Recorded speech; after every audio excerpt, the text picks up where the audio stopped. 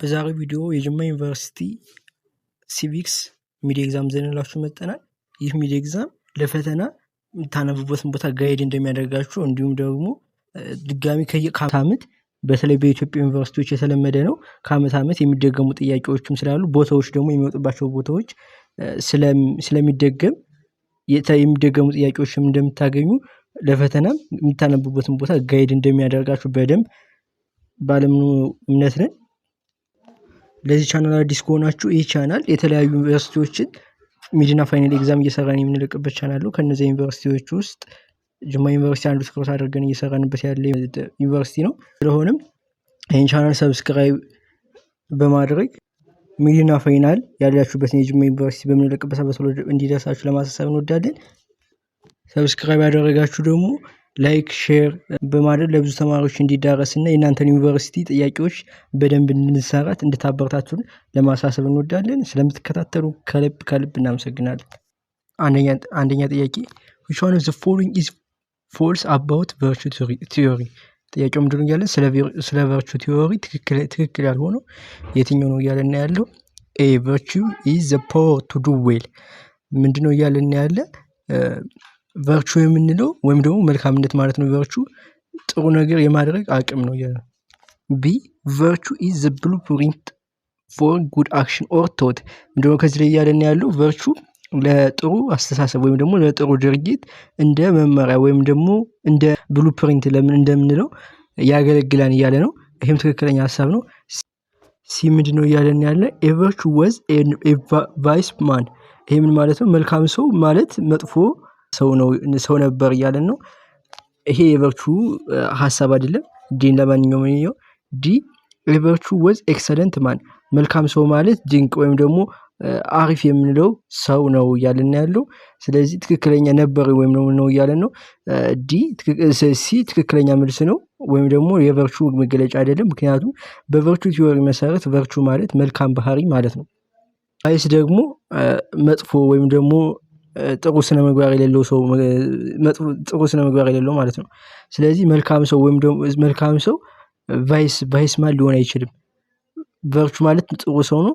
ቫይስ ማን ማለት ደግሞ መጥፎ ነው። ስለዚህ የማይገናኙ ሐሳቦች ወይም ደግሞ ስለዚህ ሁለቱ የማይገናኙ ሐሳቦችን አንድ ናቸው ስላልን ሲ ትክክለኛ ያልሆነ የቨርቹ ቲዮሪ ወይም ደግሞ ለጥያቄው መልስ ይሆንልናል ማለት ነው።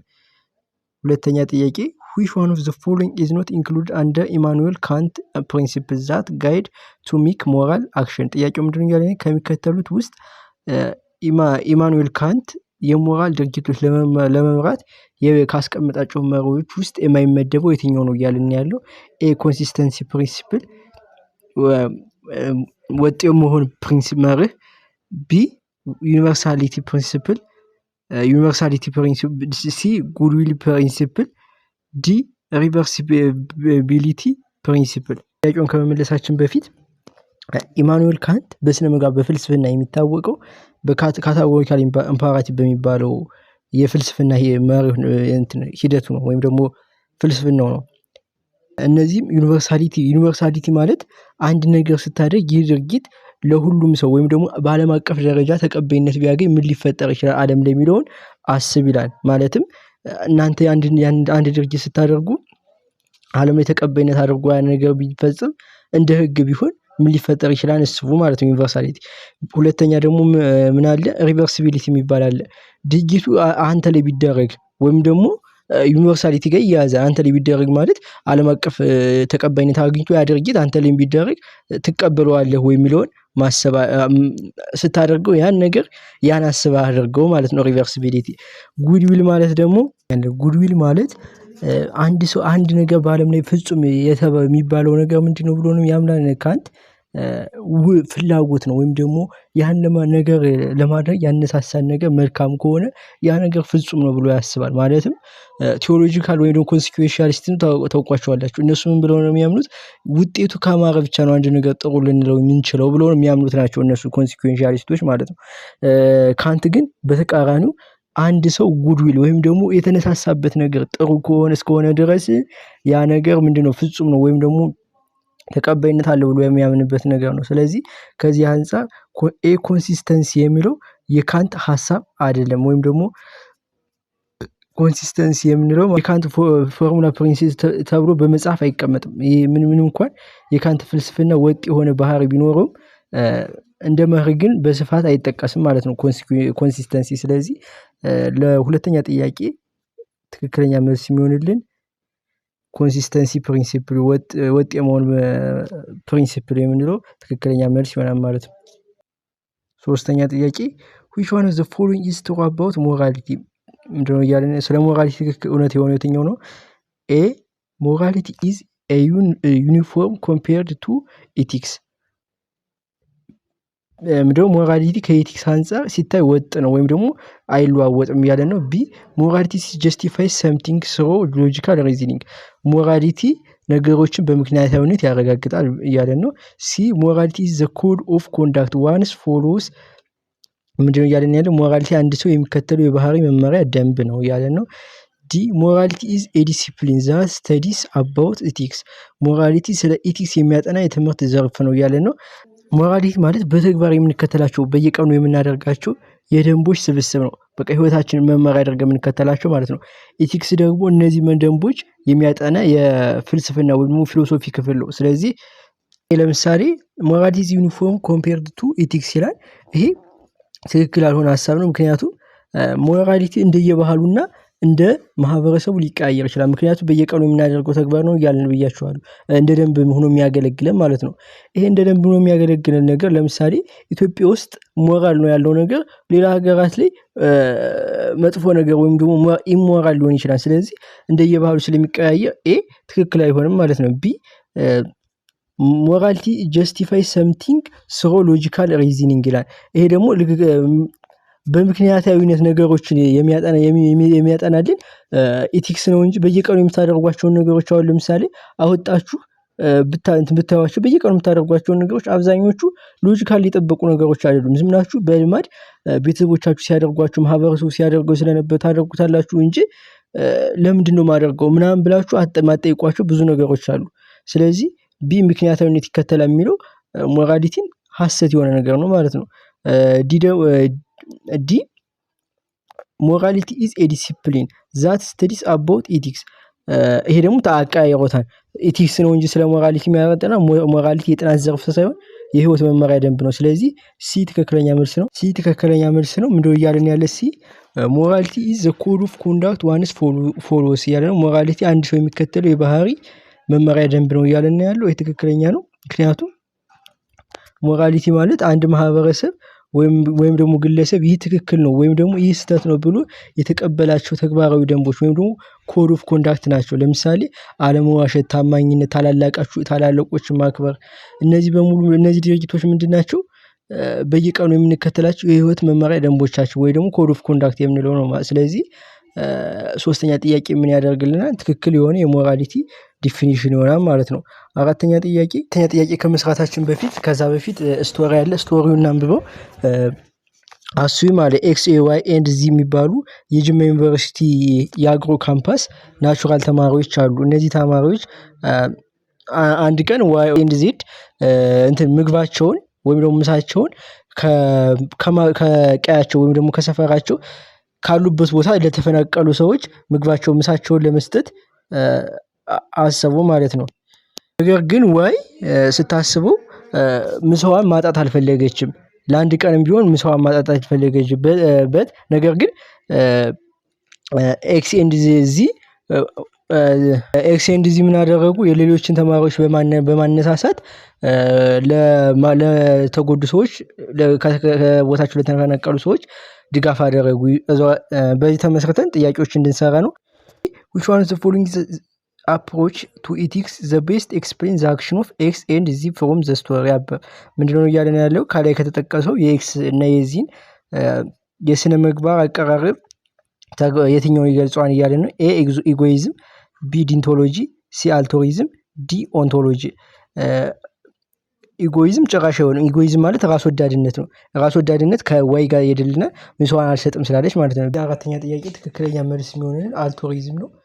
ምክንያቱም እነሱ ከራሳቸው ዘለው ለሰው ማስ እያሰቡ ነው። ስለዚህ ኤክስ እና ዚ የራሳቸውን ምሳ ትተው ለተፈናቀሉ ወይም ደግሞ ከቦታቸው ተሰዶ ለመጡ ሰዎች ወገን ውስጥ መስጠታቸው እና የሌሎችን ተማሪዎች ማስተባበራቸው ድርጊታቸው አልቱሪዝም ጋር የሚያያዝልን ለሌሎች በጎ ማሰብ ኢንቴንሽን ጥሩ ኢንቴንሽን ይሄ አልቱሪዝም የምንለው ከኢጎይዝም ጋር በተቃራኒው የምንወስደው ነው። ኢጎይዝም ራስን ወዳድነት ነው።